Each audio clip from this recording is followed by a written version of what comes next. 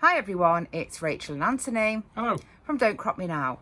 And today we're going to be talking about how we process and store the large amount of food that we bring back from our allotment. So our allotment is in the UK and we actually have two full-size allotments, one full and two halves. So we do bring back quite a lot of produce, and whilst we are not self-sufficient, we are really working towards that aim. So I'm just going to have a short discussion on our ideas around self-sufficiency. So we are not fully self-sufficient in the true sense of the word, because we live in a pretty suburban area and we're both working and we have incomes. So we do still buy food. Our aim that we are working towards is to use the land that we have available at our allotment as productively as we can, and to ensure we don't waste any of those crops.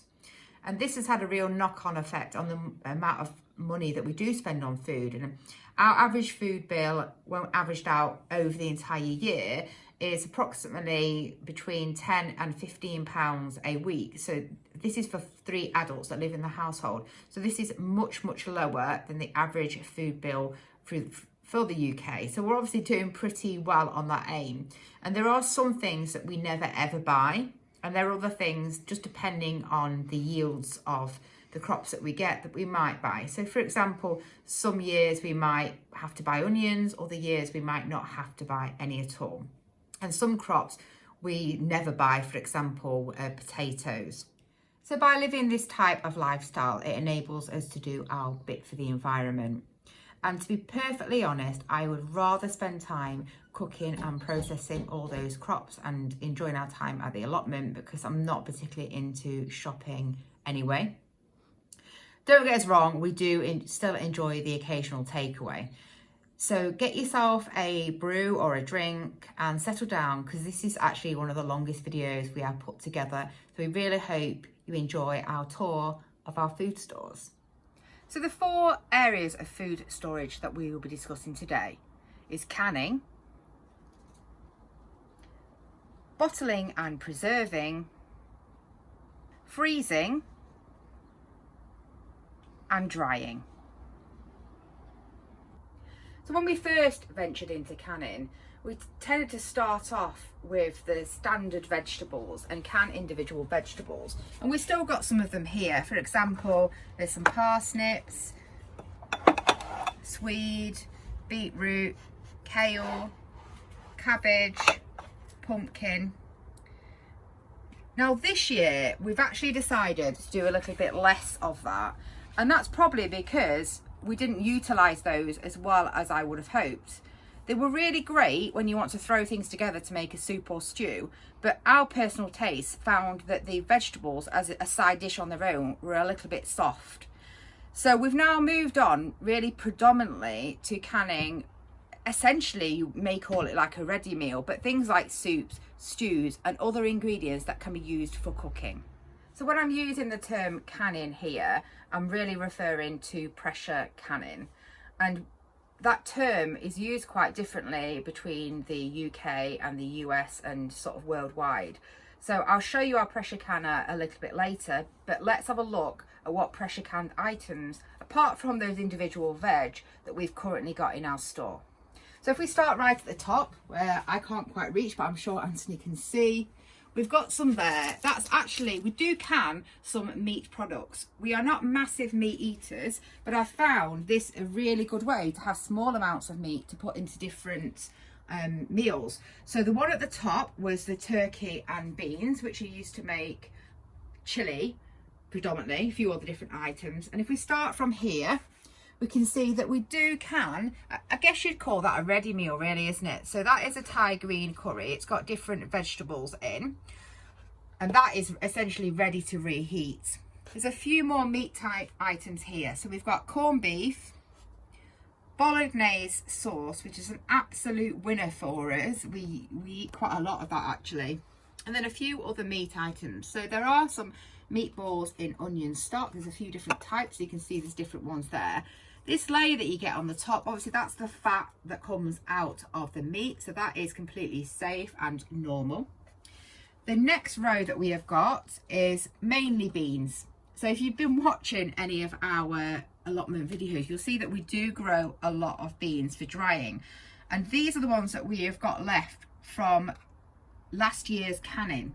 So I have not canned any of this year's beans yet. So we've got ballotti beans. These are homegrown ones. Again, the black beans are homegrown. There's a few different types of beans that are various dried ones that we have grown as well. A baked bean, and then this one is got beans and sausage in, so hot chili beans and sausage and a tomato sauce. And here again, these are just a few different types of beans. And finally on there, we labelled that one slightly wrong, but that is some of the butter beans. So these are just beans essentially canned purely in water to put in other meals. If we go down onto the next row, then these are more items, again, semi-ready meals really. So we have got, this is some passata, just passata with onion and garlic. Again, the sort of stuff that you would buy, I guess, from the supermarket, but we just homemade it ourselves. This was just a mixed item that I made. It's green beans, potatoes and courgettes in a tomato sauce. It's a nice side dish, and if you want to add anything else to that, like a meat item or some halloumi cheese, is quite nice. It turns it into quite a nice dish, maybe with some rice. A few of these sort of soups and stews. So we've got chicken, tomato and bean stew here, and then a similar one which is meatballs, bean and tomato soup. They're pretty similar. We've got lamb kapushka, which is a cabbage-based spicy dish with meat, tomatoes, paprika. That, again, is ready to eat. You can just reheat that. A little bit of those meat items. So this is minced beef and onions. What we commonly quite do if we run out of that bolognese sauce is actually mix these with one of the pasta-type sauces that I'll show you in a minute. And we've found, because there's 3 of us in our household, then one of these divided by 3 is a little bit of a stingy portion. But if you mix in one of these are 500ml size jars. If you mix in one of the pasta sauce with one of these, it gives you quite a reasonable portion for 3. So that's why I started canning those separately as well. If we go down another row, we do have a few overflow of beans here because there wasn't room on the shelves. But then we've got different types of soups. And mainly we take them quite commonly actually to the allotment on a Saturday or Sunday for our lunch, and I also take them to work with me. So I could pick one of these straight off the shelf in the morning, no prep, and have my lunch ready to take to work, which I found absolutely brilliant. So there's different types here, like for example Anthony's showing you, so pumpkin, sweet corn and red pepper. We've got parsnip, lentil and tomato, and carrot and coconut soup. Quite often, these are the sort of the last few that we've had really from this year. We do, well, I probably can maybe about 6 or 7 different types of soups. And this is just what's left. So as you can see, our shelves are still pretty full, and we are on the beginning of March here. So I do keep canning throughout the year to keep our stocks full really and ready to use for us. If we go down again, there's a few more items here. So these are just potatoes. These are Anu potatoes. These are not pressure canned, so we'll come back to them. And then sometimes what I do is sort of broths. So this is actually a gammon broth with bits of vegetables in, which you can use for any type of cooking. That's why the vegetables have all fallen to the bottom. But there's not actually any pieces of meat as such in that. It was made with a big joint of gammon. If we come over here, you can see now we are into the pasta sauce territory. So we don't just use this for pasta sauce, but it's essentially a tomato sauce with vegetables in, different types. We've got one with chili in it, and then there's one that's got lots of herbs in. We make quite a few batches of this, and we use this in different recipes. So that's probably the thing that we use the most of, I would say. And if we go back up to the top, just have a quick look. I think we did show all of these already that are pressure canned, and there's a few more pumpkins that are pressure canned on this top shelf. So you can see we've got quite a lot of cans. I'm not sure the number on here, but I imagine there's probably 150. They're quite deep shelves. So now let's have a look at some of our other stores. So let's turn to the bottling or preserving. So this is a much more common method of storing food in the UK, and we have been doing this for probably since before the first years that we've had the allotment, and we've only really been pressure canning for about the last couple of years. So when we say preserving or bottling, we essentially mean using something that is related to increasing the acidity or the sugar content of your food, which acts as a preservative.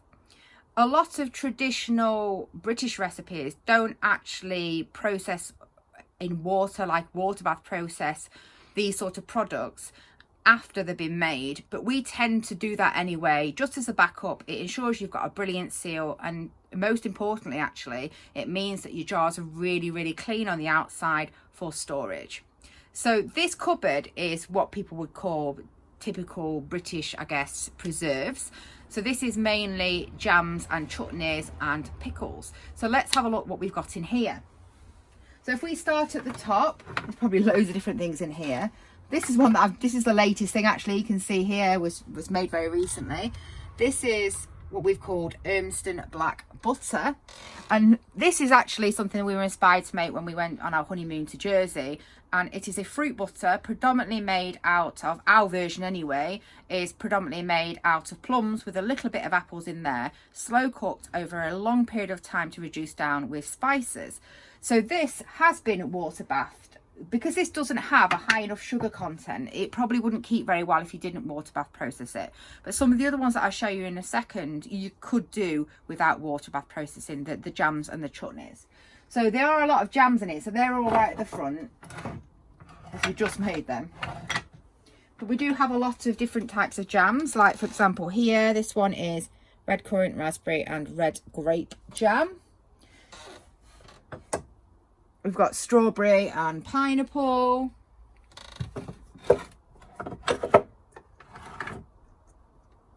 There's a marmalade in there, rhubarb and orange marmalade. There's probably loads if I actually move them all around, so I'm not going to spend all the time doing that. I will show you this one though. This is still one of our favourite. Raspberry jam, you just can't beat the simple stuff. And this is just so tasty and easy to make. So those jams there you could make by just sterilising your jars and putting them in hot so they seal. But again, we'll talk about how we process them by the water bath processing as a backup really for us. If we go to the next shelf, there's a lot of chutneys, a few more jams and chutneys on here. So we've got fig, pumpkin and chilli chutney, apricot jam. There's some cowboy candy, which is sweet pickled chilies, and the leftovers of that, which is perfect to mix to make into a salad dressing. So I've left that there. That will keep because it has been water bath processed. That. Some more raspberry jam at the back. There is some kiwi jam. So not all of these products are made with our homegrown ingredients. Sometimes we do add in the odd extra thing. Like I got a load of kiwis on special offer, so I did make the kiwi jam as a bit of an experiment. If we go down to the next shelf, again, this is a real mixture. We haven't tidied this up. So pear, plum and almond jam, cherry and black grape jam. There's a lot of this chutney here, mango and peach mixed chutney. Obviously we've not grown the mangoes and the peaches, but that's one of our favourite. We tend to use that with Indian food, and we do give a lot of these jams and chutneys away to friends and family, and that's always a really popular one. We made our own spicy brown sauce, so that is there. And then there's a few pickles in here. That's some golden beetroots. There's quite a few of that left in there. If we go down again, more different types of preserves. So there's a lot of chili jelly. We do quite like our spicy food here. So we've got different types of chili jelly. That one I called firecracker jelly because it is a lot more spicy. So a little bit more of the fig and chili chutney. This one, caramelised beetroot and apple chutney. Chili garlic chutney. This one is a pickle, green bean and coconut pickle. That one is really nice in sandwiches actually.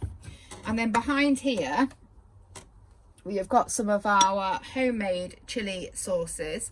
So these are fermented chili sauces, so they will be shelf stable.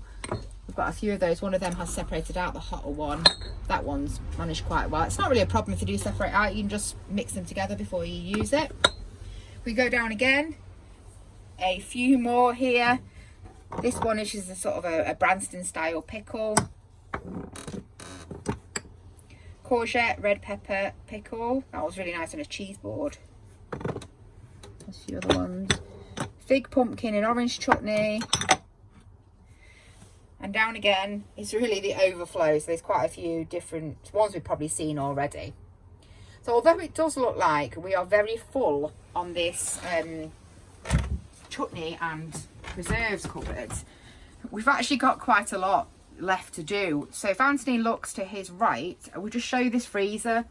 We do actually have 3 freezers, and this one we predominantly use where we have picked and chopped ready for preserving, either for the canning or for the chutney making and the bottling.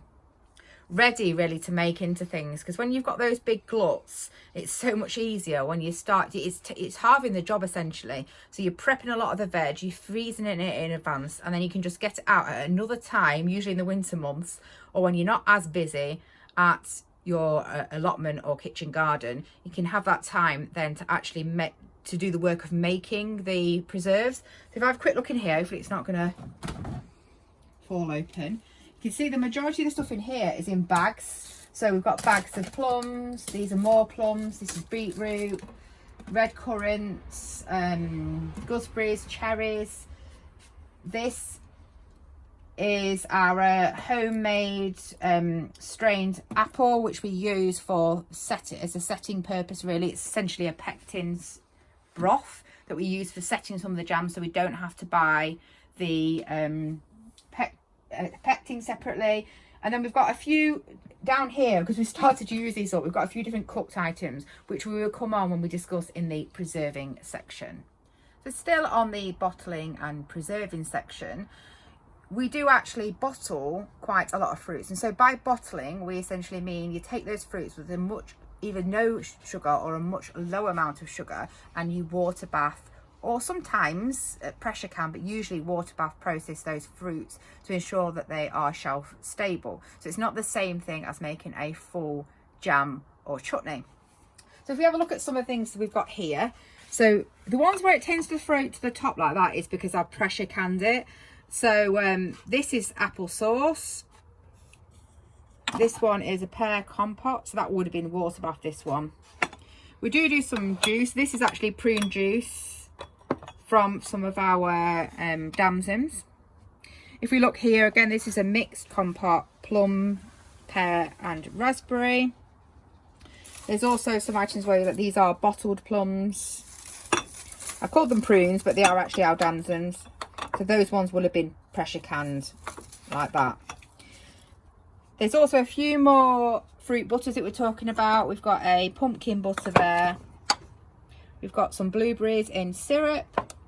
And if we come over onto this shelf, these are, well, there's some more blueberries there, but predominantly these are not last year's, but the year before's chutneys, which I put them separately to the other ones because I want them to be used up first. That's why they're out of there. So there's a few things. That's a chili sauce. There's some actual pickled chilies there and a few different types of chutneys. That one is pickled green tomatoes with spices.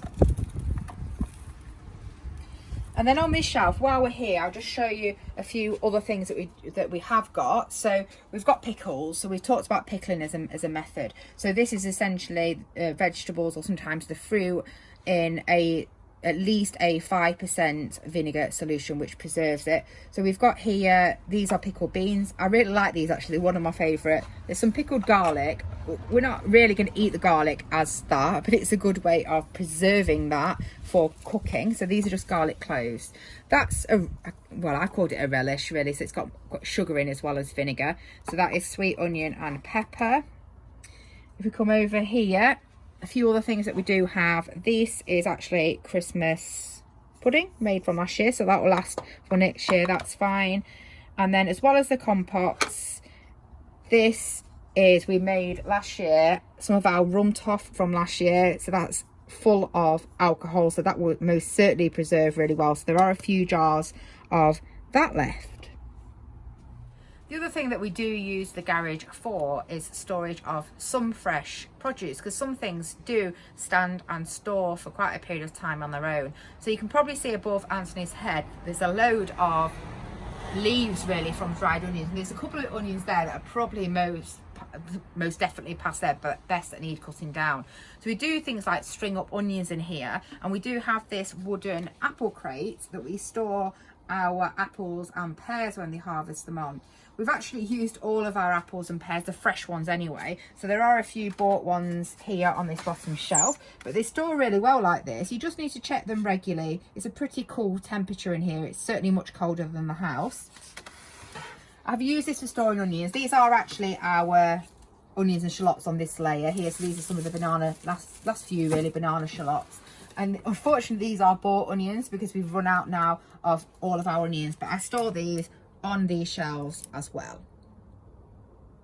I'll just show you this top shelf. So it's not necessarily directly related to the canning, but we have got into recently making our own soaps. So I've made soaps for quite a while, but I haven't tried to put our own homegrown ingredients into them, which I'm trying to start doing. So Fancy shows you there. Here are a load of different home soaps that are curing. And so hopefully it's probably about 2 years worth of soaps there really, some more on the back here. So we are using some of our homegrown ingredients, for example the herbs and some of the vegetables as colourants here. For example, this one's actually got pumpkin in it. It smells great, that one actually. It's got lots of lemongrass scent in. So whilst we are bringing in a huge amount of produce ourselves, obviously we do need to buy some items. So like I've discussed, we are not fully self-sufficient, so there are some items that we tend to buy in bulk, and that's the way that it works for us. Overall, I would say that I do maybe 2 big shops a year, usually just before Christmas, because there's obviously Christmas items that we want to buy, and usually probably about May, end of May, we do 2 really large shops and bulk buy a lot of ingredients. And then throughout the year we do buy occasional items. We might want to top up on things like milk and sometimes extra fresh fruit if we don't have enough available from our own plot. So I just want to show you a few things that we do bulk buy. We've not got huge amounts of this left because we're running into this time. It's not going to be that long until we get to our next big shop, but there's still plenty to keep us going. So we tend to store most of these in these boxes. So if we have a quick look, this top one has got some things like crisps, nuts, there's some dried fruit in there. I do bulk buy a lot of pasta. Now we do have our own chickens that we will show you near the end of the video, and you know, I'd love to be making my own pasta all the time. We don't get enough eggs, unfortunately. So if we had more chickens, I'd probably make the pasta and freeze it. We do tend to bulk buy pasta. It's really cheap to do that, and it stores for a long period of time. Same, we've got rice here. So we're typically keeping these for up to 6 months in these storage, so not for crazy amounts of time. This is a bit more pasta, it's mainly lasagna sheets, and the bottom one has some dried noodles and couscous in it. So this is a lot of dried goods that we do bulk buy. The other thing that we bulk buy is UHT milk. Now I know a lot of people are not fans of this, and we are not dairy free, but we only really use this when things like tea and a little bit on cereals. So we probably only get through perhaps one a week of these for our family. So we do bulk buy this. I wasn't particularly, when I first moved to this from fresh milk, I wasn't a particular fan of it, but you do develop a bit of a taste for it, and I find it completely fine now. And here we've got a few items that we do tend to stock up on, because they're either things we can't make ourselves, would be financially not the best decision to make ourselves because they're so cheap to buy, and they do store. So we've got here a few different drink items. There's some alcohol-free beers, there's a bit of wine there and some beer, fruit juice and squash, different types of oils and vinegars here. So not too much left. So like I said, we're coming to the end of when we will be shopping again. There's a few tin items that we do tend to buy. So we've got things like evaporated milk, condensed milk, there's some honey there, golden syrup, and a few different items here, some mustard, some gravy granules, things like Worcester sauce as flavourings. So this would normally be end up, when we shop, would be quite full. And then on the back here we do have a few tin items. We've got quite a few tinned meat items, and that's mainly because Anthony's dad, who lives with us, likes those sort of things on his sandwiches, so it's good to keep those stocked in for him. We do have a few different canned vegetables that we just throw in wherever. These have been in here probably for at least 12 months plus, so I probably do need to get on using some of these. And on the top here, we never manage to grow enough tomatoes, even though we have got a full greenhouse that is just full only of tomato plants. We try to use them in our canning and eating fresh, but we never have enough. So we have got things like big cans of tomatoes for the cooking, and there's a few things there, like there's a few just standard, I know everybody has cans of beans, don't they? So a few cans of beans and some spaghetti hoops as well. Other items that we do buy in, we've got some more in these boxes here. So there are some cereal type items, there's some sugars in there, things like porridge oats, different types of flour, and there are some, well, they're not pot noodles, they're like a type of pot noodle, because again Anthony's dad likes them as well. So we've got some of those. We do try to make sure that items that might be interesting, for example mice, are kept in these sealed containers. We do also have stored in our garage quite a bit of brewing or wine making type equipment. We've not actually done that for the last couple of years, but it is something that we're going to hope to get back into. To be honest, with all the lockdown that's been happening, we've been having less social stuff going on, and we're not really heavy drinkers ourselves, so we haven't done that for the last couple of years, but it's definitely on the plan for this summer. And there are a few items that store well in theory but don't like the very cold, or certainly the fluctuating temperatures, and winter squash and pumpkin are one of them. So we've just got one of these left now, but we tend to store these. This is our spare room, so it's not escaped the allotment chaos. So we do store our pumpkins in the spare room. So this is probably around 18 degrees, and ideally sort of 15 degrees is probably about perfect. So I'd like to show you the various types of jars we use for our preserving processes, and these are all really easy to find within the UK. So I'm going to start with this jar, and this is the jars that you would have seen when we were talking about the pressure canning. And these are 500ml jars from jarsandbottles.co.uk. And the inspiration for using these came from a Facebook group that is about canning for the UK, which I will link in the description of this video. And these are quite cheap to buy. They actually have some really good deals on Amazon, and when they have the deals for 100, these work out at sort of about just over 60p per jar.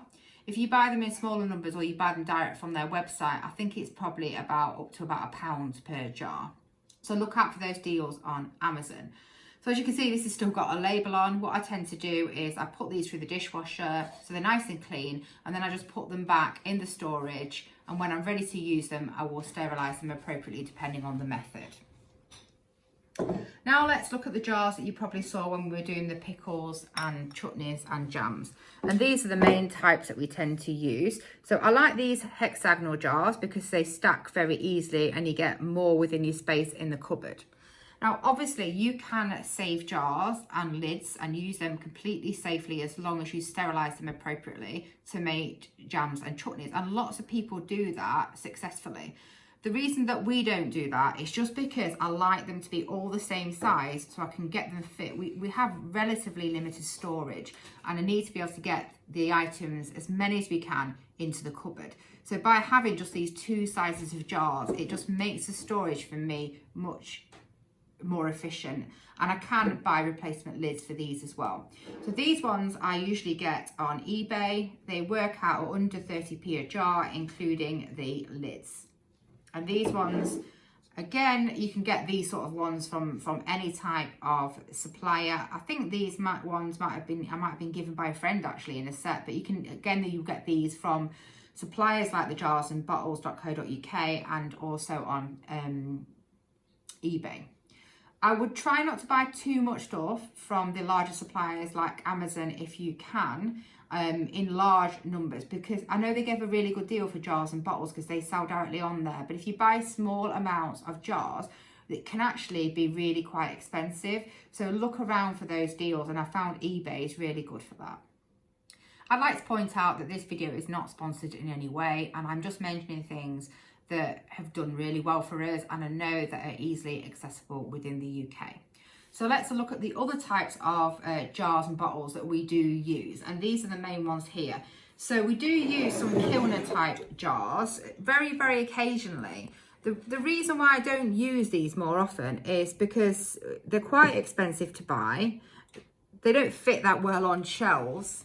And I do find that you do need to replace these rubber seals quite regularly because they're the bits that tend to fail. So it's not necessarily always that cost effective because it can be quite expensive to rebuy the seals. We do have a few of these and we sometimes use them for pickles. We sometimes use them for things like storing dried beans and that sort of stuff. We do have the smaller kilner type jars that we use for some of our sauces just because they're quite nice sizes if you're making hot sauces. But we did invest in a good amount of these type sauces, and again these came from jarsandbottles.co.uk, and they've got nice plastic caps so we can reuse and re-sterilize these. The other types of jars that we do use some of these WEC jars. So these are very, very expensive to buy and are not necessarily that accessible in the UK. But I found these are really good. We do a bit of bread making as well. And I found these are really good for keeping the sourdough in the fridge because obviously it's not completely sealed on the top. They do come with a rubber sealing clip. So they seal in a similar way, I guess, to the kilner jars. But I found I use them a lot for the sourdough. Just mainly because they're really good for that and they're very expensive to buy, so I wouldn't necessarily use them in large amounts for my other types of preserving. And the last type of jars that we've got are a few of these fermentation jars. So these have an appropriate airlock on the top and seal, and again these can go through the dishwasher. So when we're making things like the fermented sauces, we tend to use these. This is the pressure canner that we use. It's a Presto 23 quart pressure canner, and that fits in 16, well up to 16 of the 500ml larger size jars that we use for canning. We also have with this canner, which I'm not showing on here, but we have a weight jiggler on the top, so you can set the pressure canner as appropriate for your altitude and also for the type of produce that you are processing. So we tend to process at the 10 bar pressure, but also some of the fruits, if we do pressure can, then we would use the 5 bar weight as well. So I'll show you now our dried supplies, and there's not actually that much here. We did dry a lot of pear and apple, but we've eaten all of those. And drying, I would say, is a relatively new way of preserving for us. And it's something that we might start to do a little bit more of from this year onwards. But we have dried, firstly, a lot of our chilies, and we've used those to make various different spice mixes. So for example, this is some of the fermented chili mash that has been dried. So that's a mixed dried chili. Here we've got these are some hot ones that have been dried. Thai super hot, I think they're called. And then here, these are the Apache. So you can see they do look quite different if we compare the two. So we use them just in our general cooking. And then we make spice mixes. Like an example of one here is a mix for chili con carne. So that contains, obviously it does contain bought spices, but it also contains some of our dried herbs and it contains our dried chilies. I'll show you that. Because I'm not making huge quantities here, and I know that these are dried really well, I haven't put any additional items in to keep them dry, but you can buy those little drying sachets that you put in, and a lot of people do use those. A couple of other things that I've got, here's some dried tomato powder, which I have been using really just to throw in soups and stews, and also to put in bread, which is quite nice. And then a few different bits here. There's another spice mix. This one is a Chinese style salt and pepper spice mix. It's quite hot with our chilies in. And then finally, a couple of dried items here. Obviously, we didn't grow these orange and lemon slices, but I have dried them, and I do like putting them in the odd gin or two. And then here we have got some dried red currants. I have to say, the taste of these is amazing, but they are like dried little bullets. So I think if you want to eat them or put them in something, you're much better to try rehydrating these first. But again, I found they're really nice to add to drinks, particularly gin. So that's what I tend to use it for, really, in the main. We are going to start drying a few more different items this year. So keep a lookout for our progress that we make with that. And when discussing our dried produce, I forgot to mention the dried beans, and that's one of the things that we do dry and have dried effectively for quite some time. So you can probably see behind me, there are lots of separate tubs of different types of dried beans. And if we have a look back to where Anthony was just showing you at the start, this is what we tend to do. So he's a selection of one type of bean, and we put these silica gel things in there. I'm not sure they make that much difference for us because we do dry them really effectively over a long period of time. But I keep these here. I will grow some of these again from this stock, but then over probably this winter I will use these to build up our canning stores for next year. So let's talk freezing. So even though we've got that canner and got a pretty much an abundance really of food within the garage that is stored, we still freeze quite a lot of items. And that's just because certain items can't be canned, and freezing is a very effective method of keeping things really, certainly up to a year. And many items we get used up really within a few months for us. So instead of going through all our 3 freezers, which would take absolutely forever, I pulled out a few things to identify what we tend to do, the variety of different things with our crops that we get from the allotment. So if Anthony shows you on the table, what we try to do is to put things in these larger Ziploc bags, mainly so we are not having to put a million tiny plastic bags within the freezer. But obviously we still want them to be in more like portion size items that we can get out. So if I show you one example of this is spring greens that I've recently frozen. And so they are frozen in these separate portion size balls that within here we can just take one out at a time. We have a similar idea, for example, for mashed potato. So that's mashed potato, just a plain mashed potato. This is mashed potato that's got spring onion and cabbage within it. And for example here, we've got roast parsnips. There have been all these items we essentially freeze on a tray. So they freeze separately and then we put them into the bags. A bit like when we talked about in the canning that we don't tend to freeze too many items as separate individual vegetables because we generally do not use as much of them that way. Again, it's a really good time-saving thing to try and make products, put them in the freezer. So they are a bit like the products that you might buy that were more processed, but it's all from your homegrown ingredients. And in a similar way to bagging these up separately and freezing them and then putting them into these bags, we do that for this sort of thing as well. So let me show you a few of those.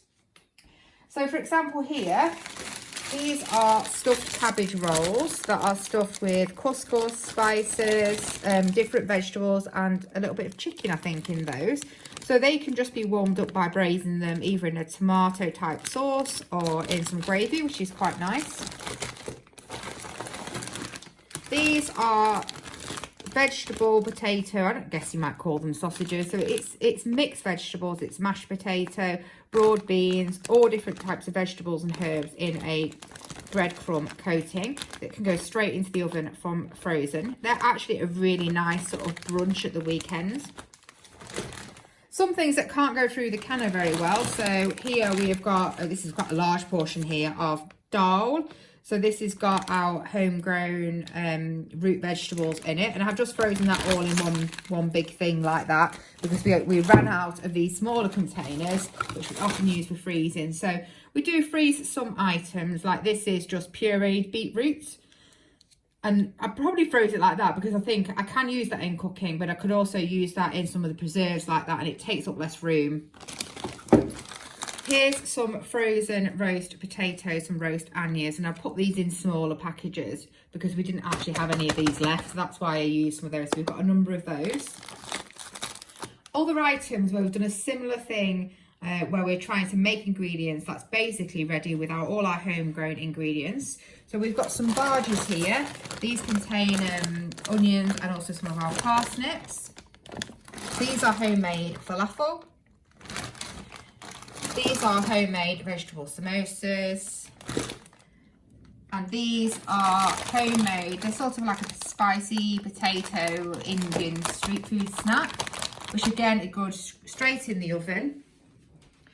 We also try to make as many different items as we can, generally with the potatoes, because we have so many and you do use them in meals, but rather than trying to store them all in the garage, you can store potatoes fine in sacks, but we find that sometimes the temperature drops enough that we get a bit of freezing and we lose those products. So we've given in storing our potatoes in sacks. We either leave them directly in the tubs or we make them into items like this. So here's another example. These are corned beef hash, little squash balls. I don't know what you call those. So again, that's more like a portion size. So we can put them either straight in the microwave or we could put them in the oven and defrost them that way.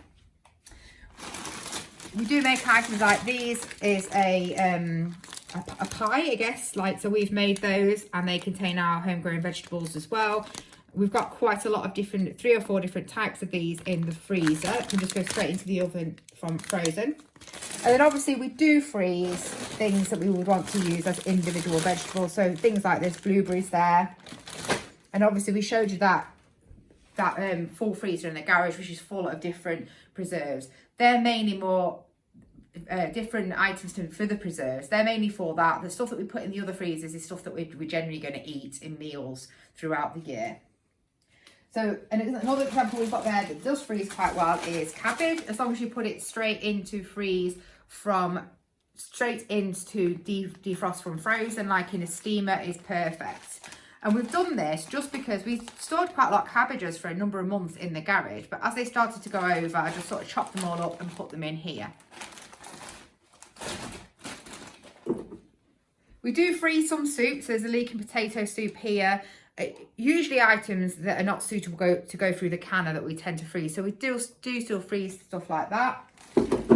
And then I like to make things with our herbs. So this is just some basil in olive oil that is in an ice cube tray. So I can just pop a couple out each time to use for cooking. So we do that with a lot of our herbs. And again with the herbs, this is homemade pesto with our homegrown garlic and basil as well. So we put that in a large bag and we keep that in the freezer. So I'm not sure if I've actually shown you every item on here. Anthony's pointed another one out that I've missed, but I hope it does show you the variety. We've got another video about this last thing that I'm going to show you, which shows this in a little bit more detail. But one thing we have started to do, which seems like a bit of a faff, but it's an absolute time saver when you want to have a roast dinner.